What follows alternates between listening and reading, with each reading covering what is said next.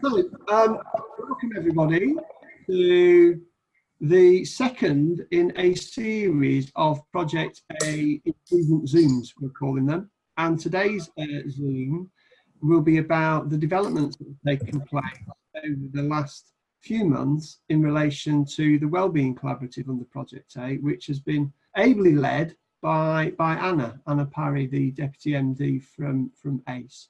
And over the next hour or so, we're looking forward to hearing a little bit more from Anna on a number of areas, including Schwartz Rounds, RUOK, and some of the thoughts around PTSD research, etc. Before we get into the meat of the Zoom, there's just a couple of things really.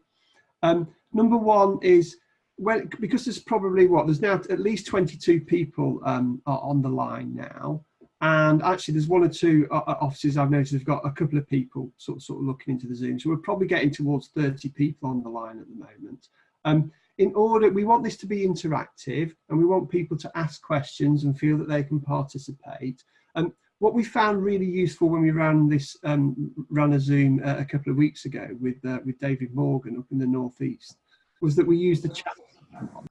So if people have questions, they want to interrupt, etc., or they want to ask something, they're curious, whatever it might be, please do use the chat box, and I'm sure that periodically Anna will sort of have a look in there and refer to it, and I'll certainly be helping Anna to do that as well. Secondly, I just want to say, I just want to make sure that everybody knows each other. Now, normally on a Horizon Zoom, we go through individually and say hello to each other. But with we're now up to 24 people on the line, so we're probably over 30 now. It's going to be quite difficult to do that. So if you can find the chat box, everybody, it'd be really helpful for us if you can perhaps put in the chat box, say who you are, where you're calling in from, and what you're looking forward to today. So I'm just going to hold the silence for a minute or so and let everybody find the chat box, who you are, where you're calling in from, and what you're looking forward to out of the next hour or so. So everybody find the chat box now and perhaps just tap away for a minute and we'll have a look at what people say. So Erin from Yaz is looking forward to hearing about the developments in this very important area. We've got Anna, looking forward to hearing from you both verbally and by the chat box. David Morgan's particularly looking forward to hearing about RUOK, so interested in hearing from people about that. I hope we've got one or two from Scotland on the line. Helen's come in and said hello, part of the Horizons team. Wonderful to see focus on this. Oh, it's going so quick now, I can't keep up.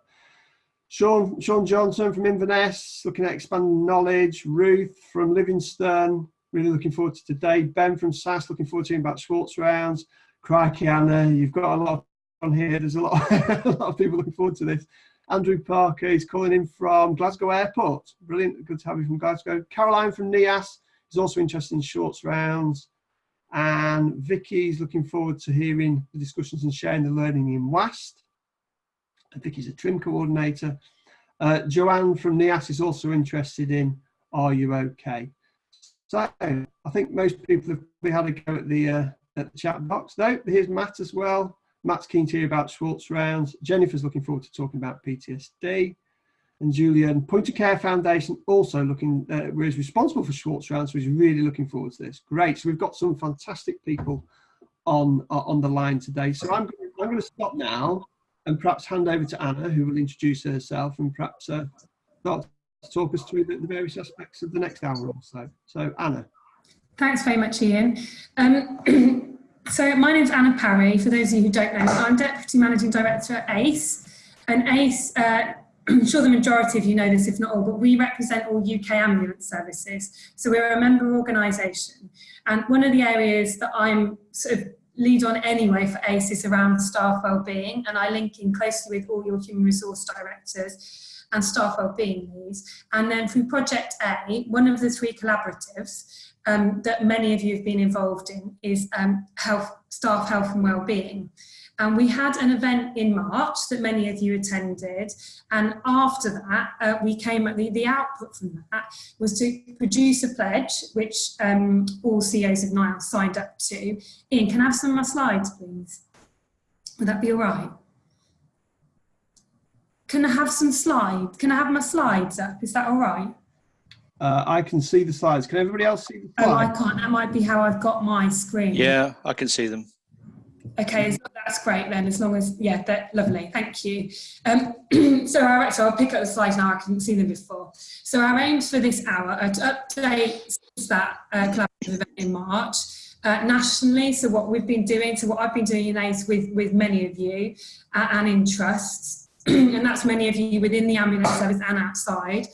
And then to talk about the staff wellbeing pledge actions. So we've got a kind of a generic pledge there that was developed in conjunction with the Global Paramedic Leadership Alliance, but then we were really keen to pull out some specific actions in this around PTSD guidelines, RUOK, or other organisational initiatives like RUOK and Schwartz Rounds.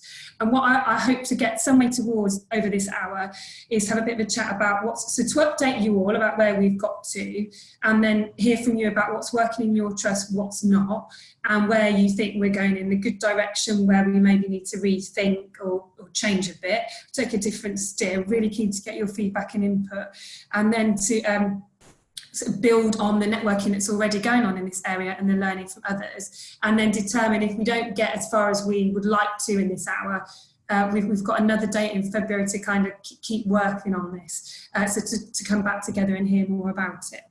Next slide, please, Ian.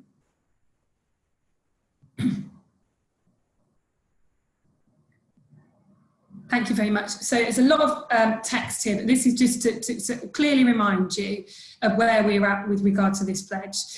So of course, all the chief executives were very willing and keen to sign up to this. This is a priority area for AACE and its members. And just to, again, to reiterate the 3 areas that we said we'd do some like clear work and hope to get to a clear endpoint as part of this collaborations work. The next slide, please, Ian.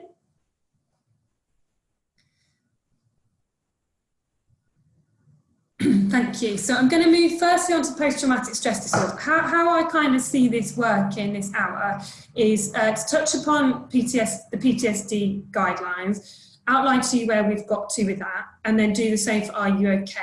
But I'm hoping that the bigger part of this hour will be spent on Schwartz Rounds, depending though where your interest is and what you kind of want to communicate about. So with regard to the post-traumatic stress disorder guidelines, what we're really keen to do, and as I said, this originated from that collaboration meeting in March, is to develop some PTSD prevention guidelines specifically for the ambulance sector. And I've been delighted to see Jennifer on the line, Jennifer Well from the University of Oxford. I don't know if Christy's there. I know Christy was intending to join us this morning from the University of East Anglia. But our intention... Sorry, Anna. It's Lucy Clark here. I'm here to replace Christy because she couldn't make it this evening. So, Lucy, yeah, great to have you on the call. All right, sorry, I was muted. I couldn't unmute myself. Thank you. So what we're looking at here is what exists generally around post-PTSD prevention, and then research that's been undertaken specifically focusing on the ambulance service. So there are a number of key academics. I think I've kind of identified them all, but I may not have done. And if there are any that I haven't, I'm very keen to kind of hear about them. So as I said, Jennifer Well from the University of Oxford, Christy and her team from the University of East Anglia, and I've been speaking to the University of Birmingham, to Ruth Riley, around suicide particularly, but this kind of area. And we're keen to identify either an individual or a team of people and then corresponding funding to develop sort of strategy guidelines specifically for the ambulance service, drawing on the specific research that's been undertaken. So we have a very, very clear evidence base.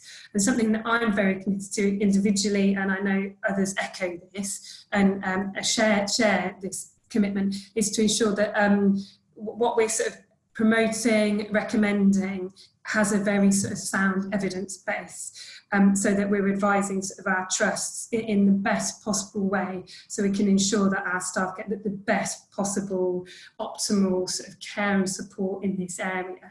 Are there any comments on that? So this is in the early stage. So as I said, we're pulling that together. Lucy, your work around the research undertaken in the ambulance service over the last 20 years has been hugely beneficial to this and will continue to be. Are there any points or comments at this point, either via the chat box or if anybody would like to say anything about this area before we move on to Are You OK?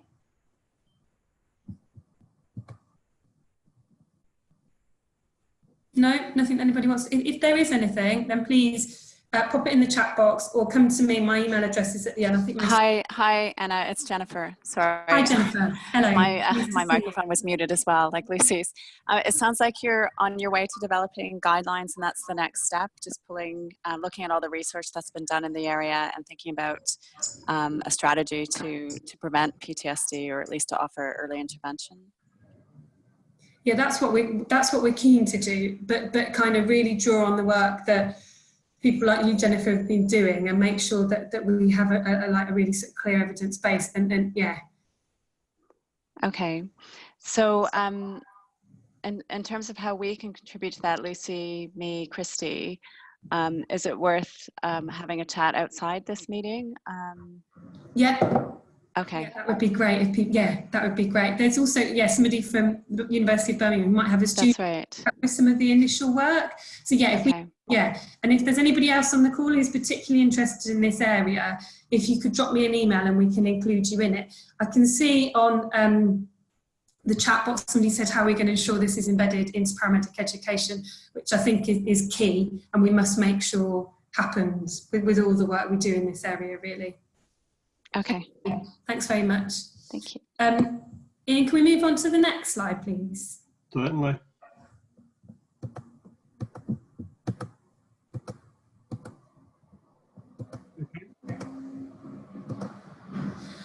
So the next area, the second area, is Are You OK?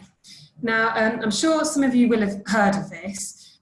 So London Ambulance Service in Scotland, if I just do a summary, and then if we've got anybody here from London or Scotland who would like to say a bit more, that would be wonderful. So both those two organisations, because of staff experiences, they went to senior management teams and they introduced the Are You OK initiative. So Scotland, I believe, used it as Are You OK as it is, and London has a slightly different version of Are You OK. And it was very much in both organisations the feeling that more needed to be done around the whole sort of cultural piece about supporting our staff and ensuring that they feel that they are able to talk about their emotions and their feelings, and they have space to do that, space and support, and just kind of a shift in the culture to make this okay, really. So I've had a bit of a look into this. I've spoken to Gail and Ruth in Scotland and Jules in London, and heard a bit more, and contacted Are You OK? Now, it's an Australian organisation, and they're very happy for any organisation, such as your organisations, to use this campaign if you would like. So all their resources are available at that web address if you'd like to have a look. They have clear conditions for use of their materials, but they, from my perspective, they all kind of align to what we would support anyway in this area. They're very sort of make sense about compassion and support. If you are interested as an organisation, then I suggest you have a look and see if what's on offer there would meet your needs.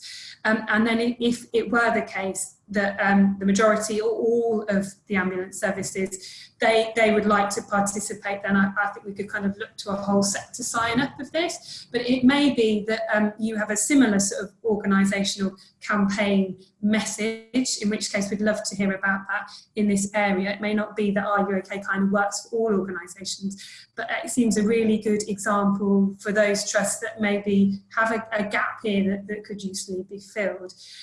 Is there anybody on the line from London or Scotland who would like to tell us about their experiences of Are You OK within their respective trusts? Yeah, hi Anna, Ruth's on for Scotland. Hello. Hiya. Hi Ruth, lovely to see you. Yeah, you too. It was obviously myself and Gail who started out the Are You OK campaign for Scotland. And I'm sure a lot of people that are on the chat were maybe at London or have heard about it or experienced it. It is very much for us. I don't know what London's actually doing, but we developed a leaflet and a presentation Unfortunately, we are still doing the majority of it in our own time, and staff are expected to come along in their own time. So we are only managing to capture staff that are willing to give up their time to come along. We have seen maybe 500 staff in total in our organisation who's gone through the presentation. The feedback's certainly really, really good, and a lot of the recommendation is that it should be brought in as an induction at the very start of their career within the ambulance service, and that's service-wide.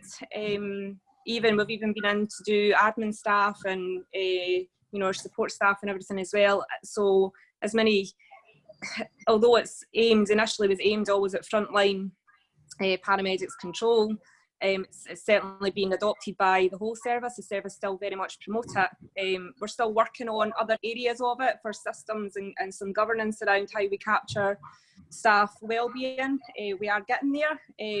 We have managed to get a development of a preset message that will come into the control for any staff who feel like they need a break, a bit of a break, even if it's 5 minutes is what we're promoting. I'd rather lose them for that amount of time than lose them for 3 months, 6 months because of poor mental health or because of not being supported.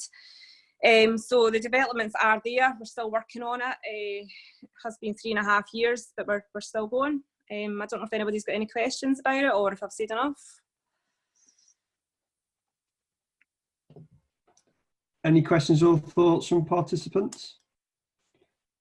Hi, I'm Marie here from Northern Ireland, Health and Wellbeing Manager for NIAS.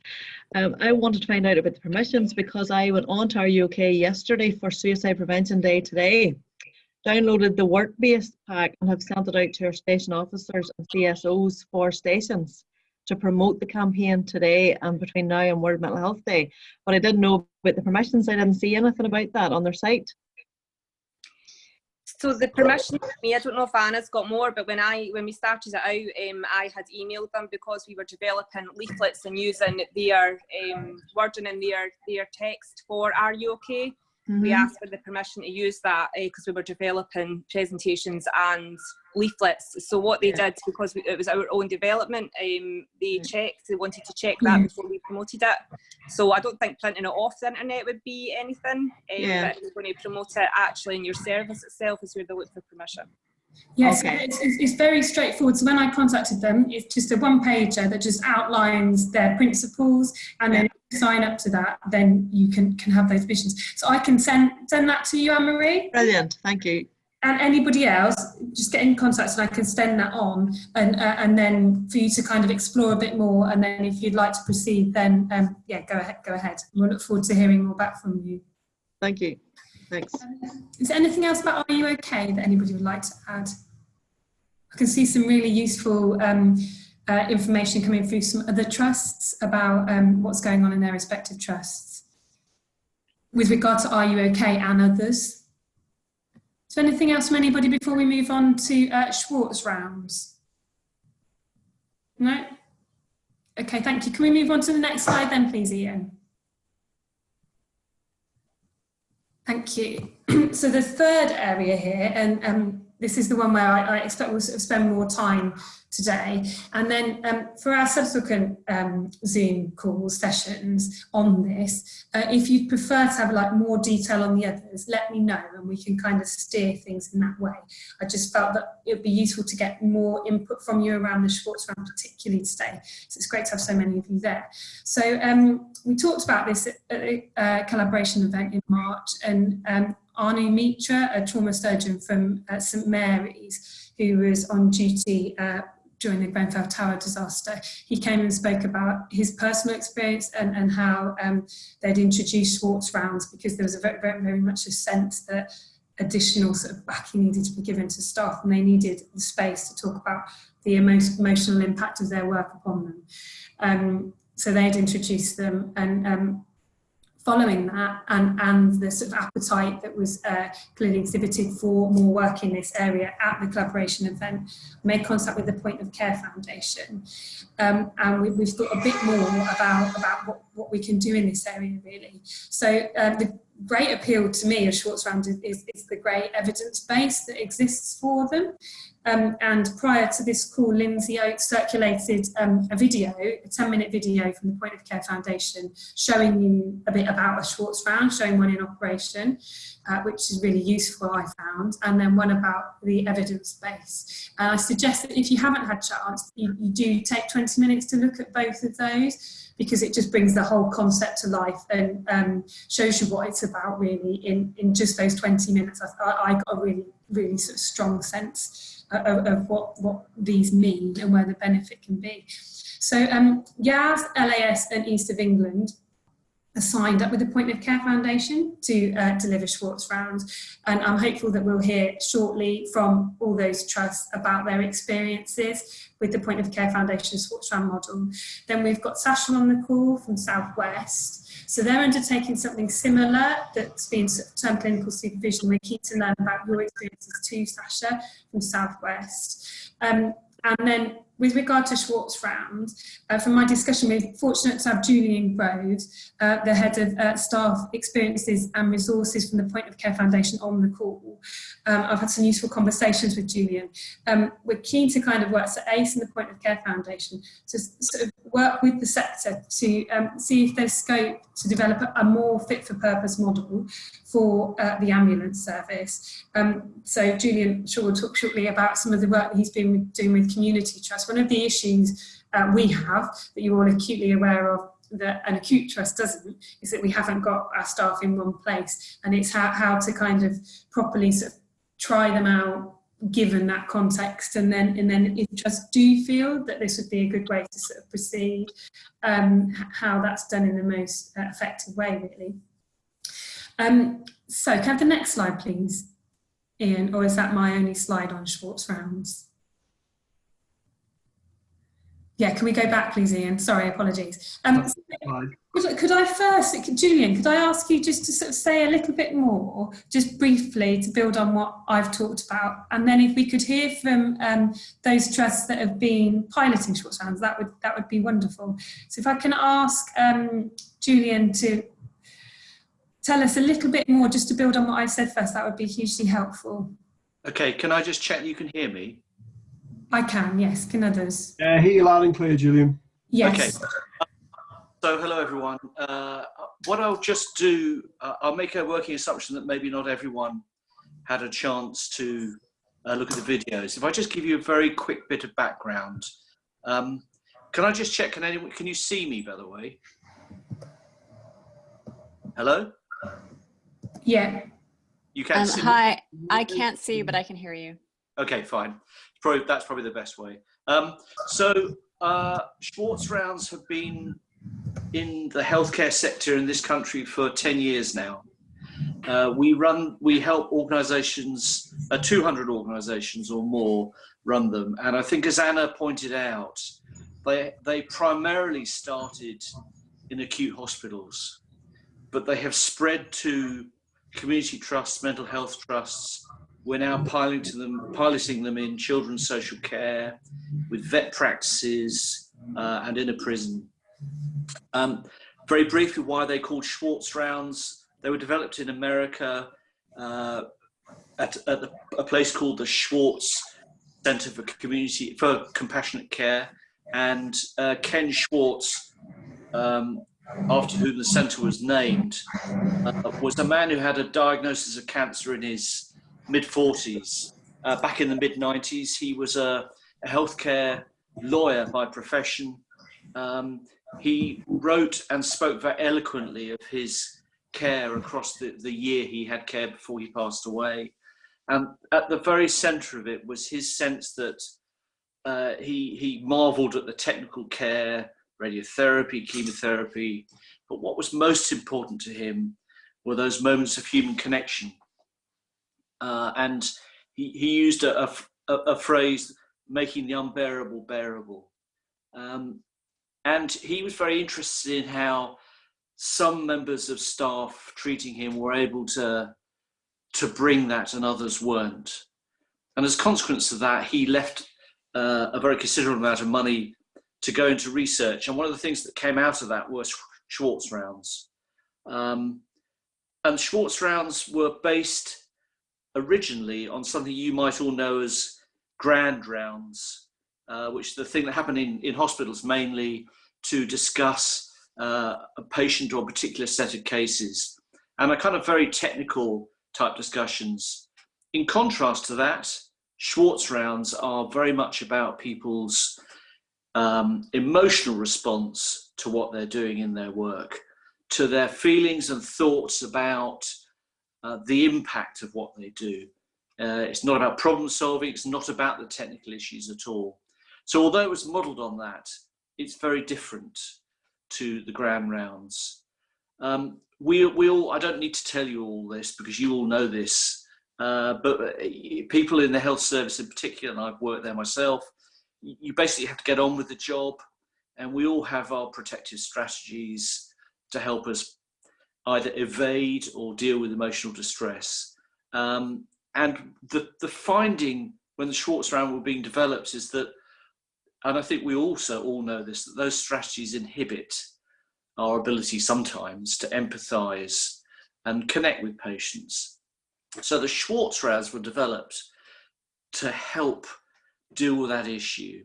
If you've not seen the film and you haven't got a sense of what they are, what essentially a round is a meeting of staff from anywhere in an organisation, of any level in a hierarchy, of any profession.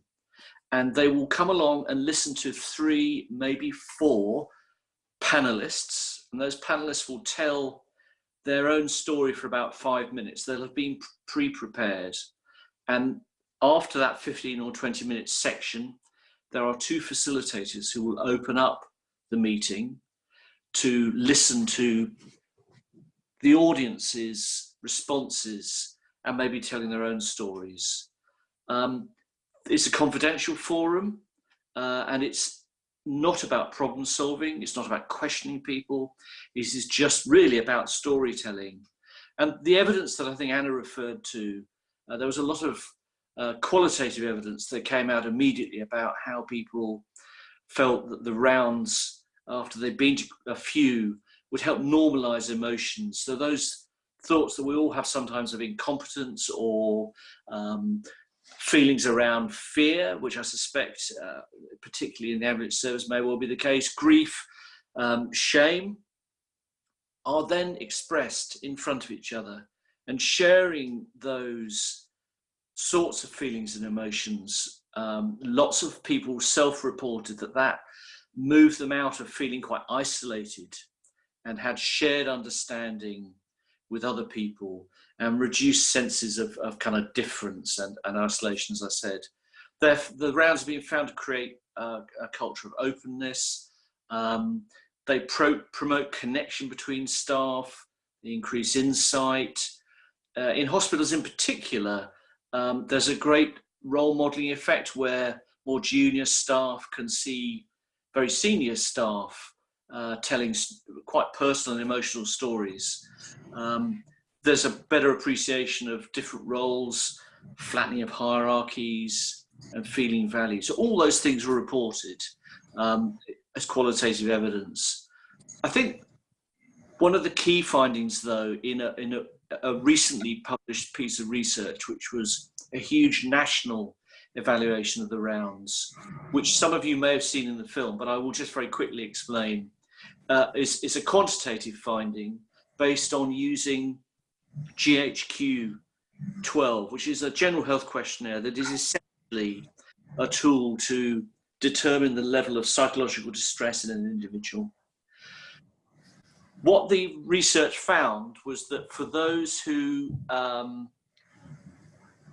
attended 8 rounds, that cohort, because they were set against a control group of people who didn't attend the rounds, the cohort who did attend the rounds over a period of 8 months had their levels of psychological distress reduced from 25% of the cohort to 12%.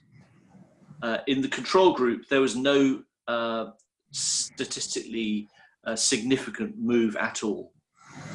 So there's a strong piece of evidence there about that.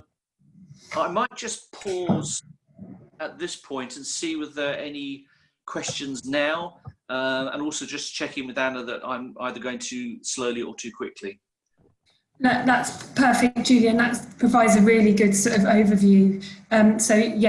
So I'll hand back to you. Are there any questions for Julian at this point before we hear from trusts about their experiences?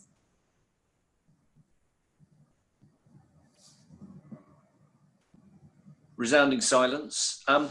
Can I just, before the trust speak, can I just make a couple more comments, Anna?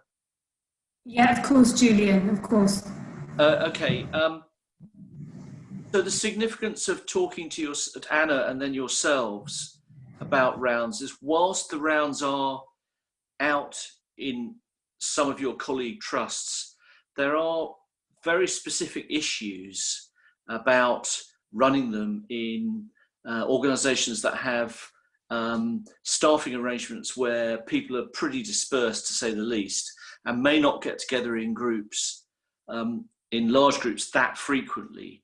Someone said to me, actually, of course, that whilst that's true, of course, in hospitals, it's sometimes quite difficult to get staff together. But I think that rather misses the point. You're geographically very dispersed. And the similarity for us over the last year, 18 months, is quite striking with the way we now work with community trusts. Just started working with one who's based in the middle of the country, but whose patch extends right out to the west, more than 80 miles to the west of them, and extends northwards by about 40 miles. So it's a huge area. And what we're finding is that we are, in working with those trusts, is the work on how to deal with that, and the number of people we train to undertake the roles is a really key feature at the very beginning. And I know East of England came along and trained, and I appreciate they've subsequently, there's lots of sort of as there always is in the NHS, organisational turmoil and all the rest of it, and they're not quite going with the rounds yet, but I think they had the right model to try and train as many as people as possible. So I will hand over at this point, Anna. Thank you very much, Julian. That's really helpful. I've just noticed a message in the chat box. Surprised hearing from the trust, I'll just pick that up, about using a virtual model. What's your thinking around that, Julian? So we have quite a few hospices, I should have mentioned, actually, and there are a couple of hospices that have more than one site, and they have used virtual means to try and create rounds between the sites. I don't think it's impossible, and I think one particular hospice will say that it works very well for them. I think it needs to be very carefully set up. I'd make a personal comment, and I'd be very happy to arrange for any of you to go and see a round near where you're based, because there's nothing like actually experiencing it. I think the films are good, but I think experience around is very important. And the thing that I find quite tricky about virtual means, but I don't think it rules it out, is that when you sit in a round, there's a very particular quality of listening, and indeed sometimes silence. And when someone is telling a story, the room settles in a very distinct way that actually I sometimes worry that isn't necessarily captured when you're watching something on a screen. But that's a personal perspective. And I think it points to the kind of very human aspect of storytelling, which is right at the core of the rounds. But the short sentence, one sentence answer you're probably looking for, Anna, is yes, some organisations use virtual means. Thank you very much. That's great, really helpful. So it is an option, but where face-to-face is possible, that's probably the sort of gold standards we should strive for. Can I ask Erin to start with, to tell us a little bit about your experience in Yas, please, Erin? Yeah, so I've sat in, and I've experienced Schwartz Rounds firsthand myself. So when you started talking about them in the ambulance service, it sounded like something that we could just implement kind of straight away. Unfortunately, that's not quite the case, is it? Because as we've discussed before, the environmental factors of our staff being spread so sparsely across our communities. In Yaz, we have been running Schwartz Rounds in our 111 service for approximately a year, and they've been going really, really well. But as you can imagine, our 111 staff are in the same building. You can extract them from the work that they're doing, and it's much easier. But it is something that the trust is really bought into. We are trying to experiment with Schwartz Rounds in our 999 service. And I suppose it's about getting some advice from everybody on this call about what they think about our ideas. So our first idea is that we create a Schwartz Round in one of our local areas, and we ask staff to volunteer to come in and participate in the Schwartz Round in their own time. The other option is to extract staff to come in, but obviously that'll have wider implications as we spread this across our community and our region. The other option, and this has kind of been put on just by chance really, is when we were looking at Schwartz Rounds, we wanted some of our staff to go and experience some for themselves. And as our colleagues in the ambulance sectors are starting these up, a lot of acute trusts have already got them in place and are running them quite sorry, I've got people walking on my roof, are running them, have been running them for quite a while. And so we asked our colleagues to go and see what was happening in the acute trusts. And they've come back and they found them really, really valuable, and really, really valuable from the perspective that actually our journey in the ambulance service isn't just about what happens during the time that we have our patients. And one of the questions that is left unanswered a lot of the time is that what happens to the patient at the other end of the path when they get to the acute setting. The ambulance staff who went to the acute trust to witness the Schwartz Rounds got really, really involved and came back really, really positive about joining their Schwartz Rounds. And on the other side of it, the acute trusts found it really, really valuable having the experience from the ambulance staff. So there's another potential model there of actually integrating our Schwartz Rounds with the acute services who were already running them. We're not sure what model to use, and I'm quite happy to listen to people's views on what we've just said and suggested. Any advice would be great. Could I make a comment on that area? And I think you make a very valuable point about one possibility is allowing ambulance staff to tap into their local trust. Part of the power of the rounds is building that sense of everyone having a good understanding about everyone else. And as you say, I think it's a really important thing that everyone in hospitals gets a good understanding of what you guys face when you're doing your work. And I'm not sure they perhaps always do. So I think it's a very powerful point. I think that probably the most success that is currently being had in your service is with the kind of either 111 or 999 services, because you've got staff in one place. I think that's a good point.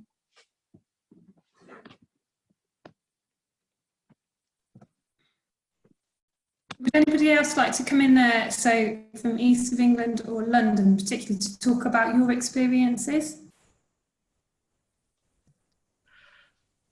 I noticed, Anna, if I may, that someone asked me why I thought East of England was had the right model, and it's simply because I think if you're going to try and make it work with dispersed staffing, I suggest you train a reasonable number of people as facilitators to start with. Yeah. I think it's as simple as that. I think that's why East of England have got it right, even if they're struggling for completely different reasons right now to get going. Yeah. And I think what we said, community trusts as well, is train a reasonable number of people, so that maybe you could just you can have rounds with 10 or 12 people.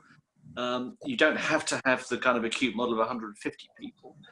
So you could run some small scale rounds and still get some benefit from it. But I think that's part of trying to decide how this might best work. Yeah. And Julian, sorry, I asked the question when you raised model being potentially want to think about replicating.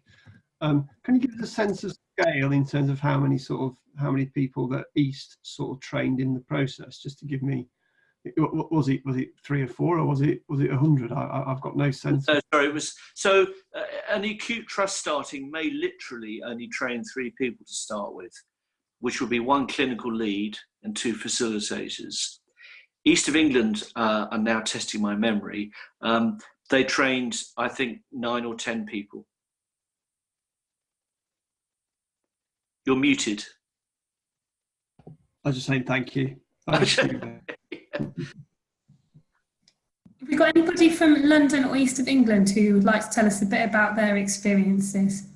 Even if it's not their direct experience, if they're able to tell us anything about the experience of their trust with Schwartz Rounds. I think we're expecting some people on the call.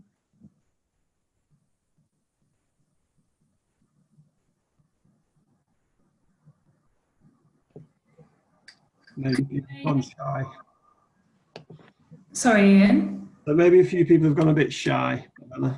Could I ask then, Sasha, would you like to tell us a bit about your experience? It's slightly different, but the ambition and intention is the same around clinical supervision.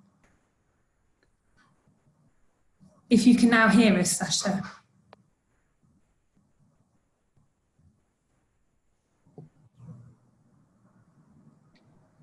I think Sasha might be having some problems. Yeah, she's in the chat box a bit.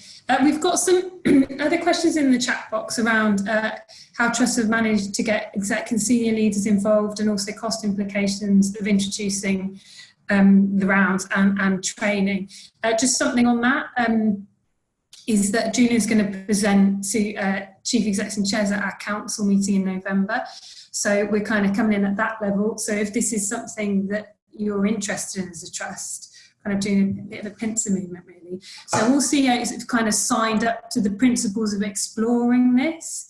So if you're keen, then you've kind of got the green light from that side of things. If you are keen to kind of push this, are there any other thoughts or comments out there in relation generally to Schwartz Rounds, and then with regard to the trust versus local trust versus joining with other trusts suggestions?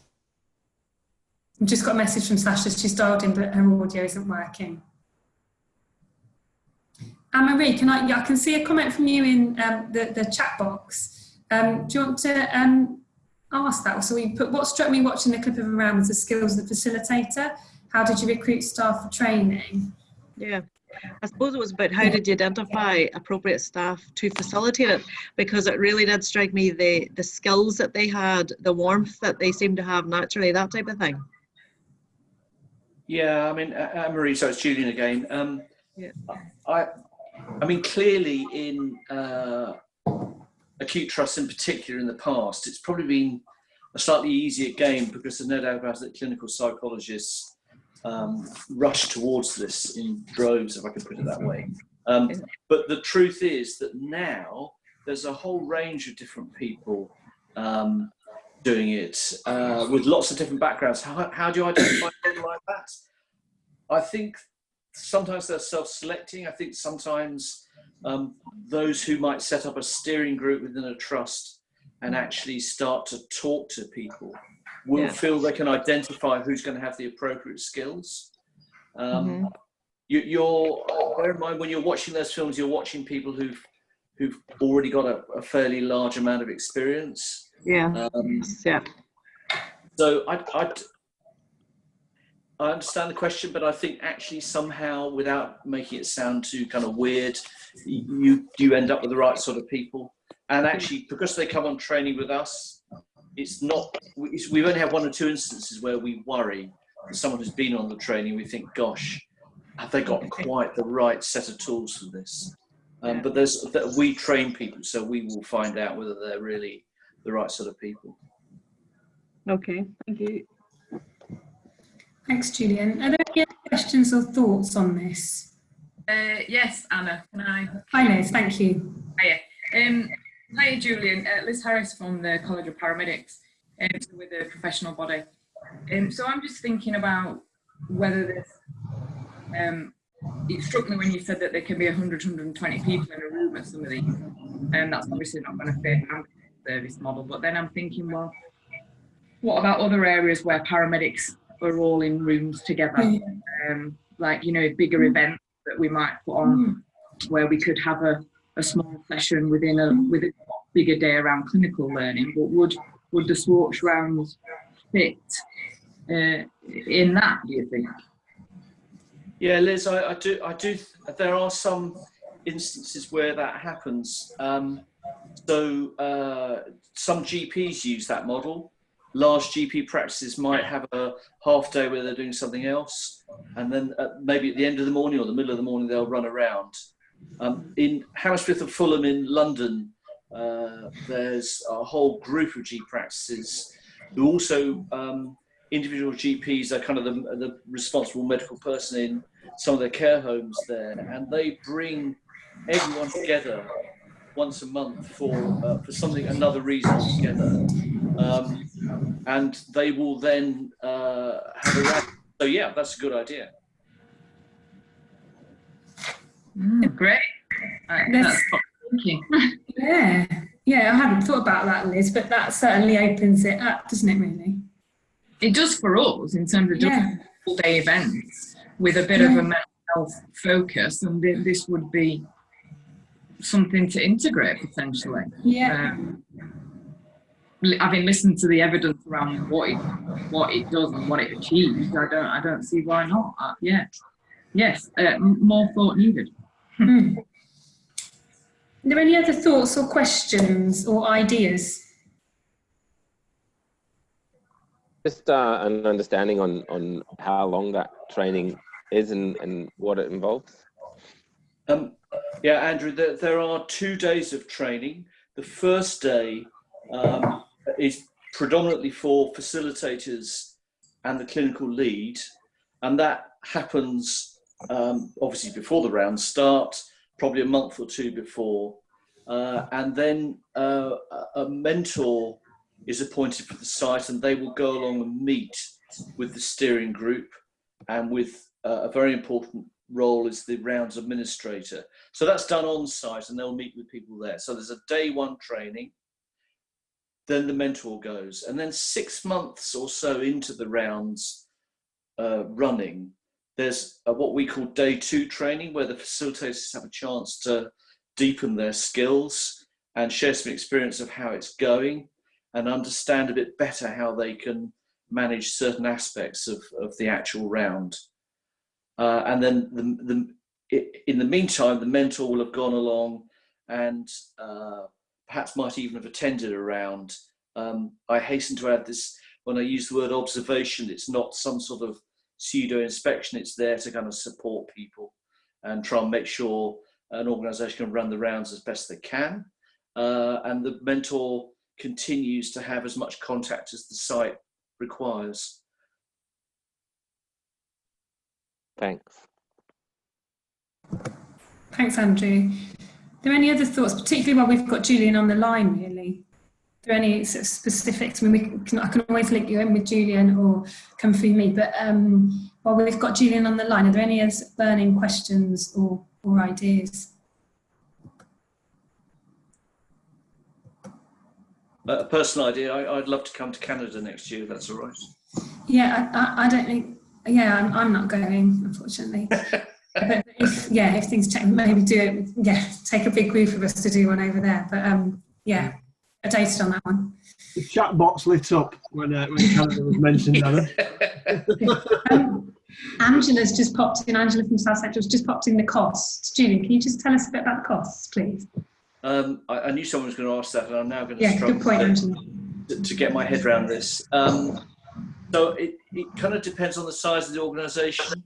I think for a 2-year contract, we're looking at something between £5,000 and £8,000 for the 2 years, which gives you all the training places, access to e-learning materials, places at conferences, mentor support, and all that sort of stuff.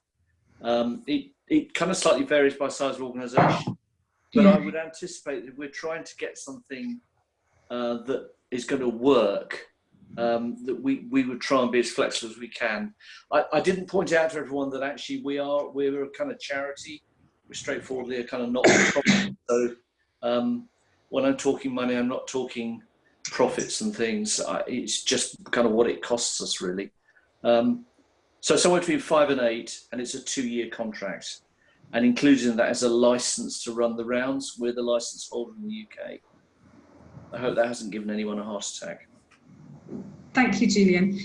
So just to sort of conclude this discussion, it's been great hearing from you all and your points and ideas on this. So our thinking, Julian and I, we've talked about this before, and Erin, is that we plan to sort of get feedback from LAS, East of England and Yorkshire, all that together, that Julian will come along to Chief Execs and Chairs in November, so that side of things is they're aware of this concept and the benefits and the evidence base. He then sort of link in with human resource directors, medical directors and staff wellbeing leads, some of which are on this call, which is brilliant. And then we'd do some thinking around the cultural and logistical issues with a summary report produced by the end of the year, early next year. And then, so we'd kind of pull all that together, so into one, and then sort of determine where to go. So sort of at a sector level where the chief execs are supportive, and then at an organisational level whether you're supportive. I'm really keen to sort of ensure that anything that we're pushing the CEOs and chairs is supported by you, and we're going in the right direction, really. And I'm hopeful if this is something we want to proceed with, that there may be scope for us to do it sort of on a sector level potentially, maybe linking in with College of Paramedics. I think that's a great idea when we've already got big groups of frontline staff particularly together. And then I think where we can, where individuals can, we should seek to link, and we said this after the event in March, but to take Julian up on his offer of going along to a Schwartz Round, so either individually or our staff going along to Schwartz Round in an acute sector to participate, to fully participate. Are there any final comments?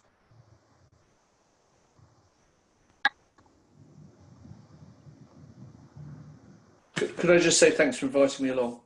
Yeah, thank you very much for your time, Julian. Thank you, that's been really helpful. Could we move now then on to my last slide, and I will conclude if that's okay with everybody.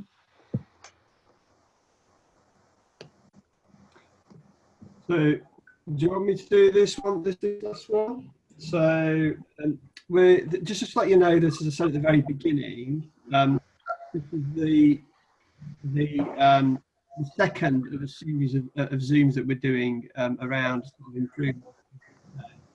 We have got another one scheduled for Monday the 16th, so just under a week. And Erin, who you've heard from today in terms of the Schwartz Rounds, will be talking about the QI fellowship that is running within Yorkshire Ambulance Service. So if you're interested in that, please do join us again. Erin will talk us through all of that, and please do get that message out to colleagues as well. So that's just a little plea from me.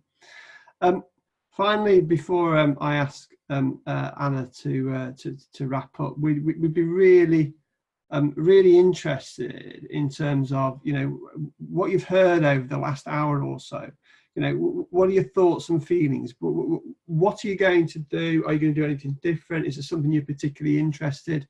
We'd really like to understand a final comment, perhaps, in the chat box, just to get a sense about how this morning has gone for you, and some of the things that it's sparked in your mind that you might be thinking of. So I'm just going to hold the silence again as we did at the beginning, and perhaps hopefully people start to pop some comments in the chat box, and then I'll pass back to Anna to perhaps draw the session to say goodbye to everybody. So chat box, please.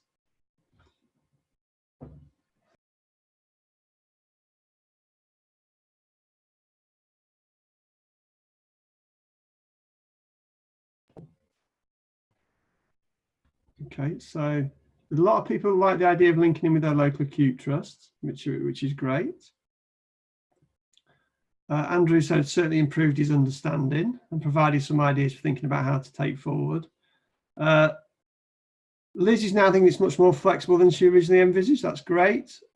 Sasha's apologising for her IT, but we got plenty of chat from you, from Sasha, so thank you anyway. Lindsay's saying it was an interesting session. Thank you, Lindsay. I don't know who V144 is, but there's somebody who really likes the idea of linking up with other trusts, particularly in the Welsh network. That's from Vicky. Thank you, Vicky. Also, another person, Vicky Evans, also will be discussing about linking in with acute services. Quite a lot there about in terms of linking up with their local acute trust. A lot of interest there. Anybody else? Any final comments in the chat box? Jennifer is going to link up further about PTSD. Thank you, Jennifer. That'll be helpful. I'm sure Anna will be very grateful for that. Anything else? Helen, great to hear about the plans of each ambulance service on the next course. We can hear everyone and we can share that. Yeah, that was going through my mind as well. The February call, I think we'd really like to hear from East, Yaz and London a little bit more. Great and practical. Great to connect with AACE colleagues and the 3 staff from NIAS. Good. Interesting. Agree with the point about the rounds being more flexible than initially thought. Thank you, everybody. So lots of thought there around joining together with the acute trust and about hearing more from the other 3 trusts that are running it. I'm going to stop there. Perhaps just hand you back to Anna to perhaps say a final thank you and goodbye. Anna, you're on mute, Anna. I should have learned that one by now. One final thought on the Schwartz Round piece. A few people have put about linking with the acute. What I'll do is I'll speak to Julian about how best we can link you in, so you know how best we can facilitate that and get back to you all. So that's the first thing on that. Thank you everybody for joining in the call. It's really great to have you all here so you know what we're up to. We're really keen to hear more about what you're doing, as Helen's put in the chat box, and keen that the work that we're doing in this area is steered by you and we go the way that you want it to go. So please keep talking. Somebody put in the chat box earlier about setting up a base campsite specifically for this collaboration, which I'll do. And yeah, this is kind of yours, and we can take it the way that you want it to go, learning from your experience. And it's great to have Point of Care Foundation on board to kind of help pull some of that together around Schwartz Rounds, and then the academics involved on the PTSD side of things, and other organisations such as College of Paramedics and so on. So thank you everybody for your time. If there are other people we kind of need to hear from on this, please let's get them involved too. So if I set up the base campsite, anybody can join that. You should be able to add people. If you have any problem with that, let me know. But yeah, let's keep talking, please. Let's hear from you so we can get this as right as we possibly can. Thank you, everybody. Thanks very much, Ian. No, thank you very much for doing it. I really appreciate it. So traditional wave goodbye from everybody. Goodbye, everybody. Thank you. Bye bye. Thank you. Bye bye. Thank you. Thank you. Bye. Thank you. Thank you.